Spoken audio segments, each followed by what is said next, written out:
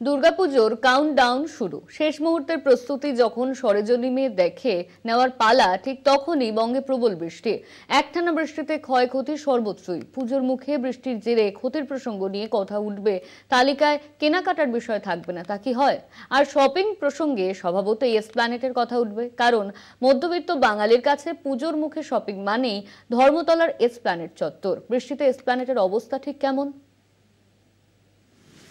একেই বলে এক যাত্রায় পৃথক ফল। এসপ্ল্যানেটের ভিড় দিয়ে পুজোর যাত্রা যেখানে শুরু হবার কথা, তা কি আদৌ হচ্ছে? যেভাবে বঙ্গে বৃষ্টির ভ্রুকুটি, ভিড় নিয়ে প্রশ্ন তো উঠবে। বাড়ির বাইরে বেরোতে যেখানে কালঘাম ছুটে যাচ্ছে, শপিং এর ভাবনা কার্যত সিঁদুরে মেঘের মতো। এত গুরুচণ্ডালির কারণ একটাই, পুজোর আগে সাদা কালো মাথায় থেকে চেনা ভিড়ের ছবি কি দেখা যাচ্ছে এসপ্ল্যানেট চত্বর জুড়ে? কি বলছেন দোকানদারেরা? বিক্রি বাটাই বা কেমন হচ্ছে এবার? খুব ভালো নয়, বাজারে কাস্টমার নেই, খুব কম লোক নেই। 7টার সময় সব ফাঁকা হয়ে গেছে, 7টার সময় সব ফাঁকা হয়ে গেছে। 8টার সময় আমরা ডালাটা বন্ধ করে চলে গেছিলাম।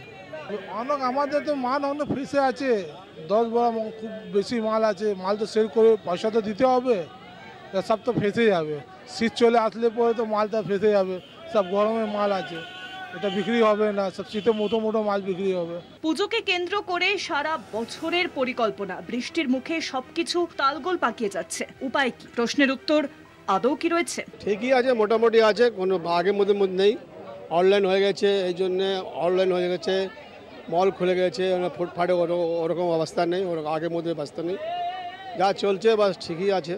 আগে একটু লস করে বিক্রি করে দিচ্ছি, আগে পেছনে করে ওটা দিয়ে দিচ্ছি, লোককে কম দামে বিক্রি করে দিচ্ছি, দাম দিয়ে দিচ্ছি। এই হচ্ছে, ফুটপাথে অবস্থা খুব খারাপ আছে। আর কি বলবো, বৃষ্টির জন্যে খুব নষ্ট হলো আমার বাজারে। তারপরে আমার দোকানে বৃষ্টি বাঁচাও, এরকম মাল রাখো, এদিকে রাখো, মালও ভিজে, কি করা যাবে? তাই আগে বছর যা ছিল এবছর নেই, বুঝলেন? এবছর খুব বাজার আর্ধেক হয়ে গেল, বাজার হচ্ছে না। নতুন জামা বৃষ্টিতে ভিজে গিয়েছে, সেক্ষেত্রে ক্রেতা কি জামা আদৌ কিনবেন, সেই চিন্তাও বিক্রেতাদের মাথা জুড়ে। তারা ভাবছেন তাদের জামা কাপড় কী করে সেল করবেন। সামনে পুজো, সেক্ষেত্রে অন্যান্য জায়গায় বা সবাই যেখানে আনন্দে মেতে থাকে, বিক্রেতাদের কিন্তু বিক্রি নিয়ে একটা দীর্ঘ চিন্তা। আবারও আবহাওয়া দপ্তর বলছে বৃষ্টি হতে পারে, তাই তাদের কি জামা কাপড় আদৌ বিক্রি হবে? তারা কি ঘুরে দাঁড়াতে পারবে? ক্যামেরায় বিশ্বজিৎ বেরার সাথে শশাঙ্ক মণ্ডলের রিপোর্ট, কলকাতা টিভি।